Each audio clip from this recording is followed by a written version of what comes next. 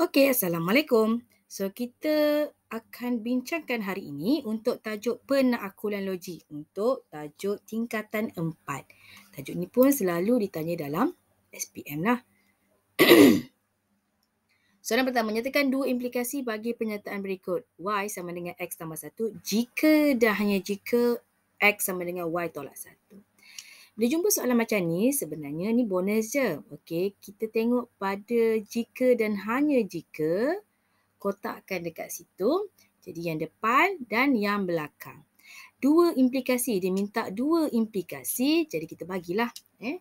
Dan saya tulis kat sini supaya senang tengok, tapi hakikat sebenar, ingatkan, selalu ingat tulis pada ruangan jawapan. So dia akan bagi ruang jawapan dan tulis pada ruangan tersebut. Jangan sesekali tulis pada tempat lain. Okey? So, yang pertama, so kita tulislah implikasi 1. Implikasi pertama. So, kita ambil yang kat depan punya. Jika, so kita kata Y sama dengan X tambah 1, maka kita ambil yang belakang. X sama dengan Y tolak 1. Implikasi 1. So, yang kedua dia nak dua implikasi. So, kita bagilah implikasi yang kedua. Kita ambil yang belakang pula. Jika X sama dengan Y tolak 1, maka Y sama dengan X tambah 1. Untuk tajuk ni sangat penting untuk ejaan. Jangan malas-malas JK jika tulis penuh-penuh. Sebab soalan ni senang, jadi kalau salah ejaan, kita takut-takut hilang markah tersebut. Seterusnya, soalan kedua. Lengkapkan pernyataan di bawah. Kita ada premis 1 dan premis 2. Bila jumpa macam ni, selalu ingat kita potong apa yang sama. Jika P adalah nombor genap, maka P boleh dibahagi dengan 2. 52 ialah nombor genap. So, nombor genap. Jika, maka ni pun kita potong. Jadi, apa yang tinggal? Kita ada 52. P boleh dibahagi dengan 2. Jadi, kesimpulan kita ialah 52 boleh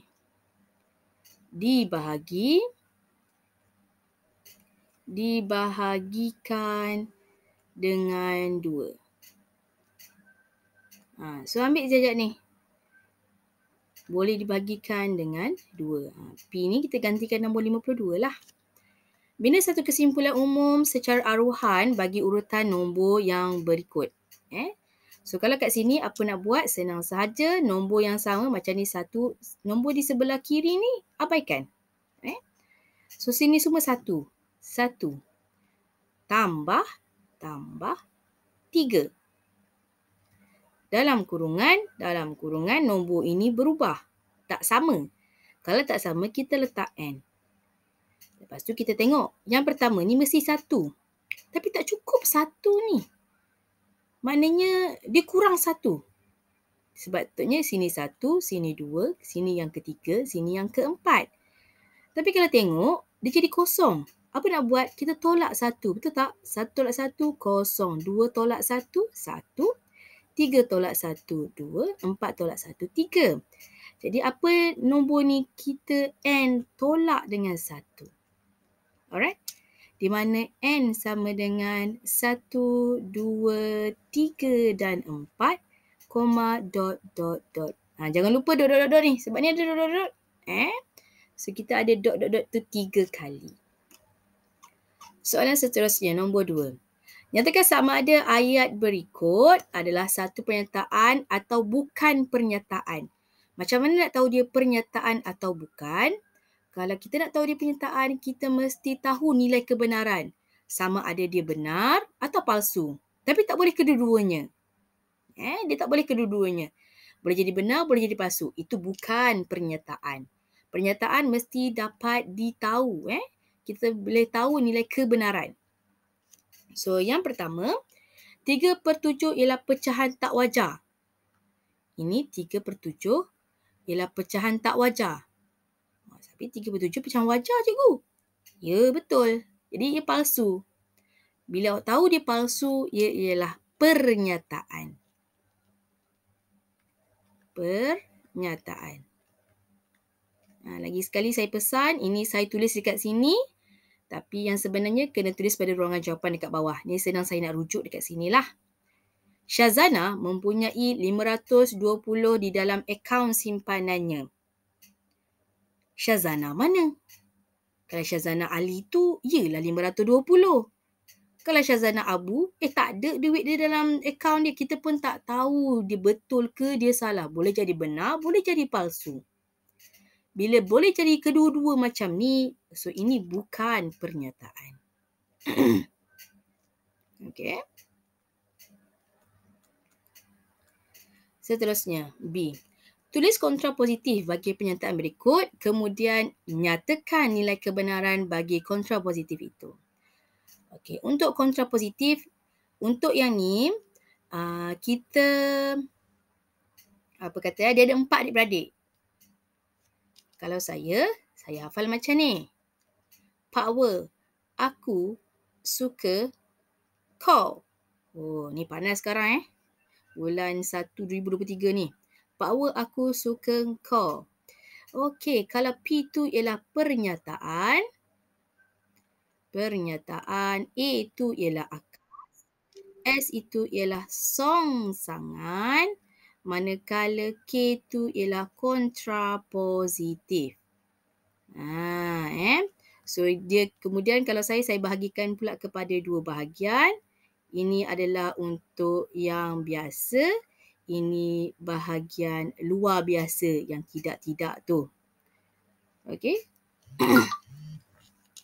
So, sekarang dia nak yang mana? Kontrapositif. Dia nak yang bawah sekali. Okey. Kalau lupa pernyataan tu kita kata jika P maka Q. Akas dia terbalik. Dia ambil belakang. Jika Q maka P. Songsangan adalah sama dengan ni. Dia bukan P, maka bukan Q. Manakala kontrapositif, bukan Q dan juga dia akan jadi bukan P. Jadi kalau kat sini, selepas perkataan jika, ini adalah untuk P. Belakang ni adalah untuk Q. Right? So, jawapan kita ialah kontrapositifnya ialah B. Jawapan untuk B ialah jika. Kita ambil Q dulu. X sama dengan 2. Kita nak nafikan, kita buat je tanda simbol macam ni. Maka, ambil yang depan. X kuasa 2 tidak sama dengan 4. Kemudian ditanya, nyatakan nilai kebenarannya. Kalau X tak sama dengan 2. Kalau X tak sama dengan 2, boleh jadi X tu 3, X tu 4. Maka X kuasa 2 tak sama dengan 4. Benar atau palsu? Okay, so kita ambil satulah. Katakan kalau kita kata X tu tak sama dengan 3. X tak sama dengan 2. Kalau X tak sama dengan 2, maksudnya boleh jadi X tu 3. So, kalaulah 3 kuasa 2 sama dengan 9. Betul? Tak sama dengan 4.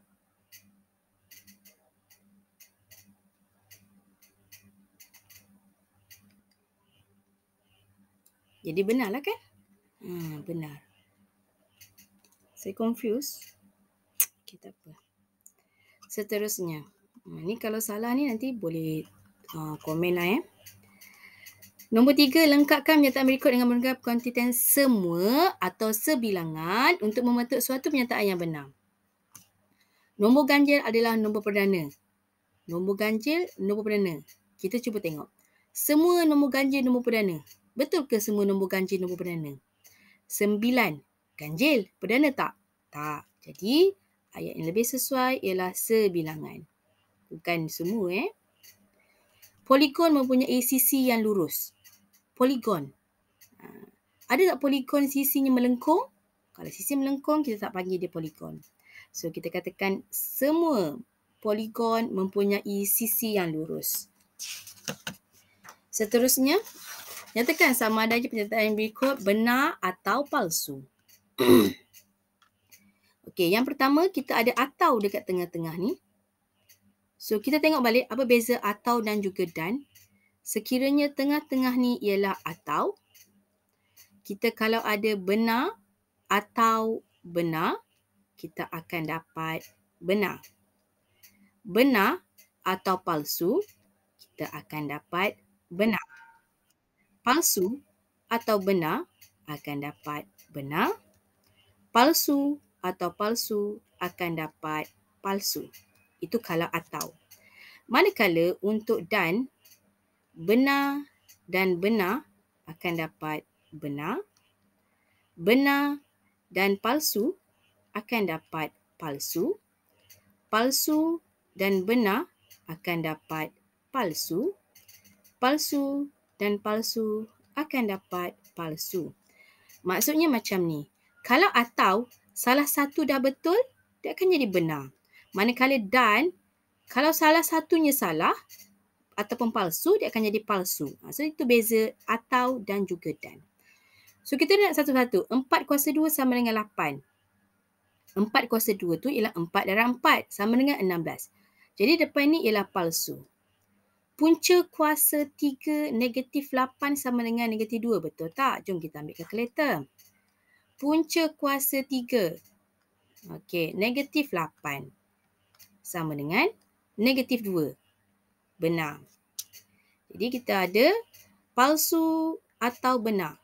Palsu atau benar akan dapat benar. So, jawapan pertama kita ialah benar. Jawapan yang kedua. A, subset bagi A, B dan C. Dia macam ni. Dia seolah-olah dia macam perut ibu mengandung. A ni dalam perut. Mak dia A, B, C. Betul tak? Betul lah. Dan negatif 3 tu lebih besar pada negatif 7. Benar? Benar. Benar dan benar. Benar dan benar akan dapat benar. Okey?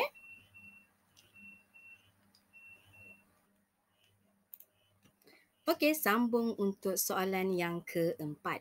Lengkapkan yang berikut dengan menggunakan pengkuantitian semua atau sebilangan untuk membentuk suatu pernyataan yang benar.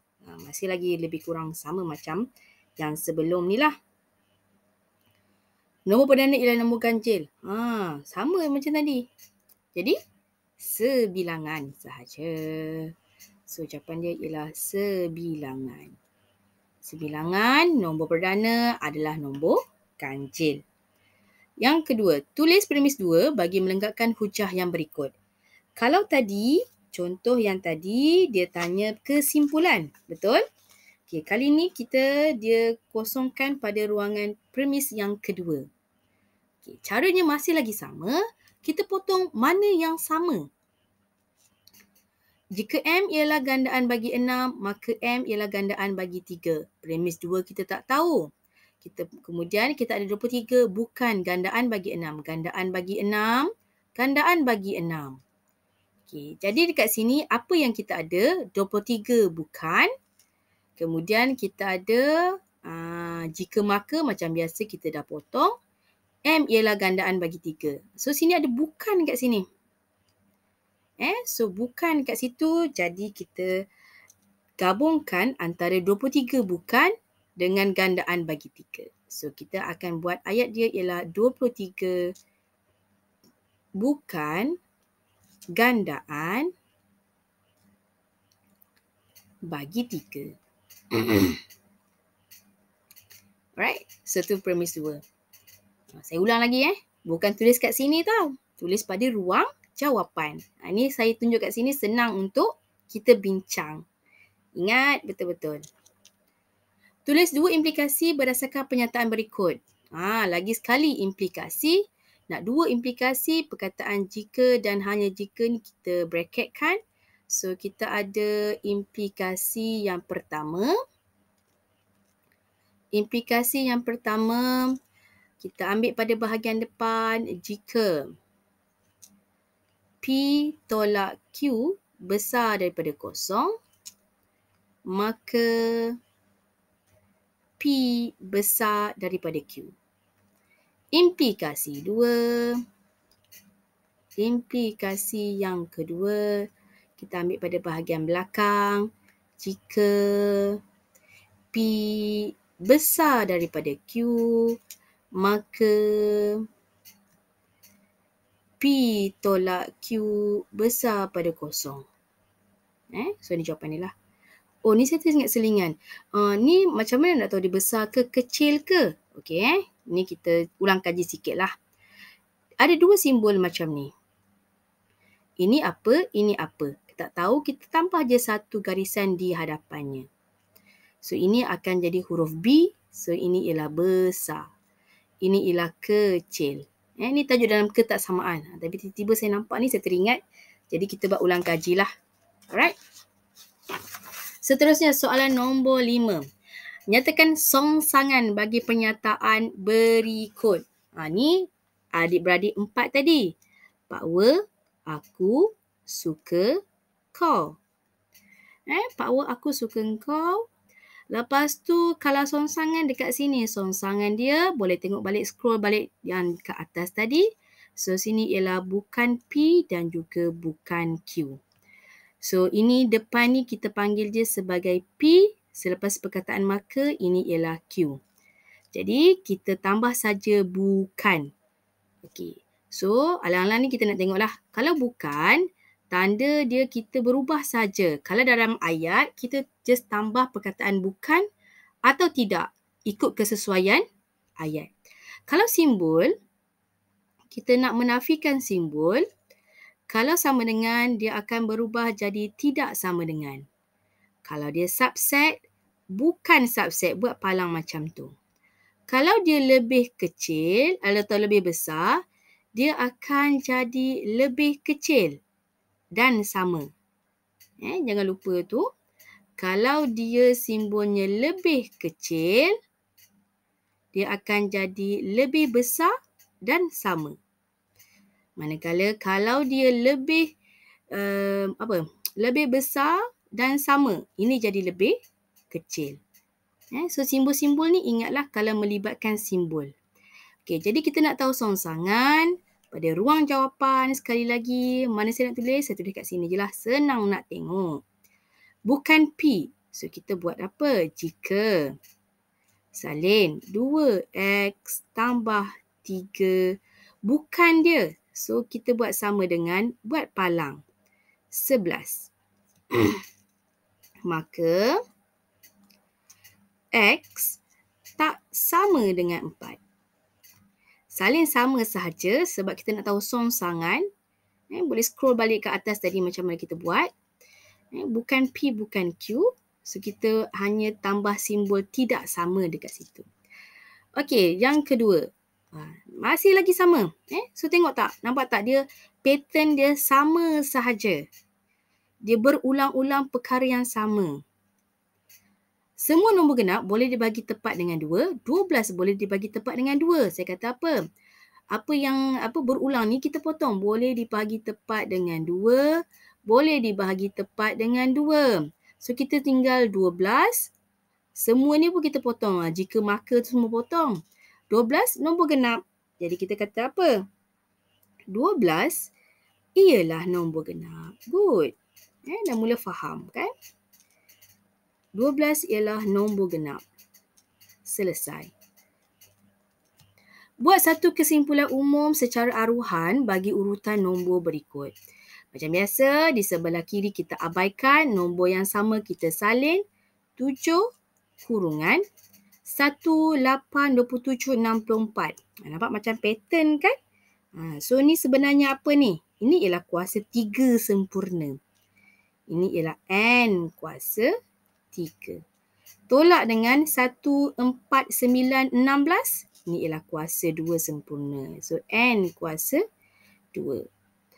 Di mana N sama dengan 1, 2, 3 dan 4, dot, dot, dot. So, ni kalau kita tengok 1 kuasa 3 akan dapat 1. 2 kuasa 3, 8. 3 kuasa 3 dapat 27. 4 kuasa 3 akan dapat 64. Ini 1, 2, 3, 4 kita ganti dengan huruf N dan semuanya kuasa 3. Ini kuasa 3 lah. Ini ialah kuasa 2 sempurna. Kalau tak nak tulis kurungan pun tak ada masalah. So 7N kuasa 3 tolak dengan N kuasa 2 di mana N sama dengan 1, 2, 3 dan 4, dot, dot dan dot. Okey, untuk soalan terakhir untuk siri ini, nyatakan akas dan kontrapositif bagi pernyataan implikasi yang berikut. So, kali ini dia nak tahu akas dan juga kontrapositif. Nyatakan akas dan kontrapositif bagi implikasi yang berikut. Alright, so kita ada apa tu? Power. Aku suka kau. So, akas, so kita nak tahu yang ni. Dan juga kontrapositif ini. So, macam biasa, kalau tengok scroll balik ke atas, sini kita bahagikan kepada 2. Sini P, Q. Kemudian kita terbalik Q dengan P. Bukan P, bukan Q. Sini bukan Q, bukan P.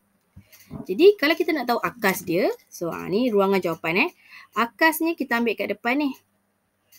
Sampai sini. Lepas perkataan maka sampai habis. Jangan tinggal ayat dia.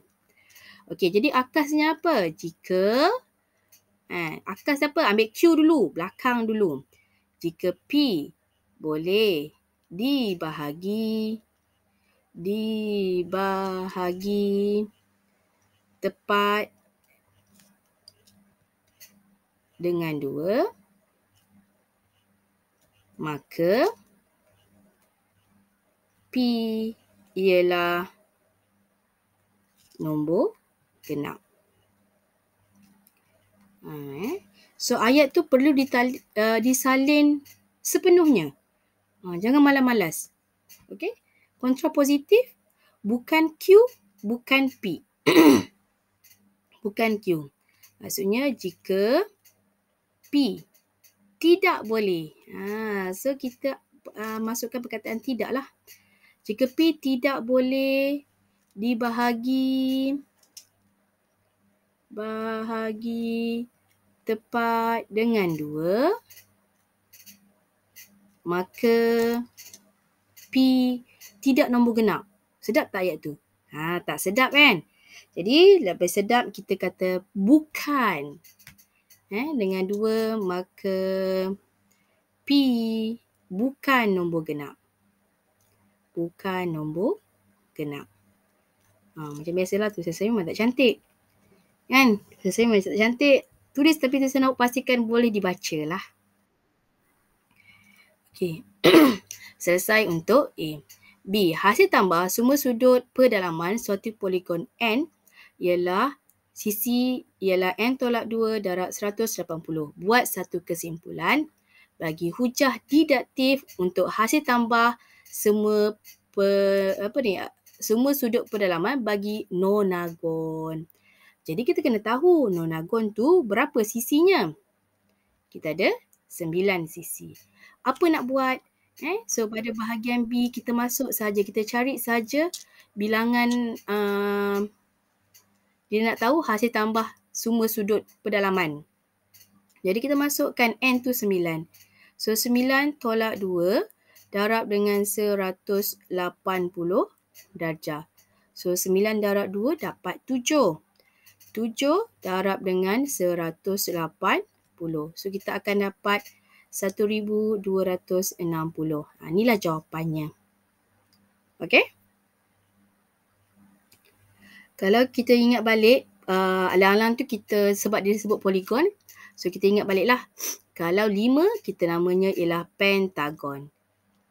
Pentagon 5.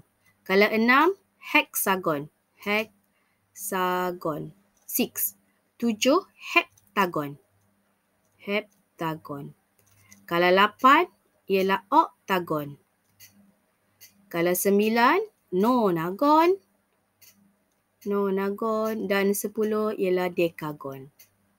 Cukup untuk awak tahu daripada nombor 5 hingga nombor 10 nama-nama poligon. Okey.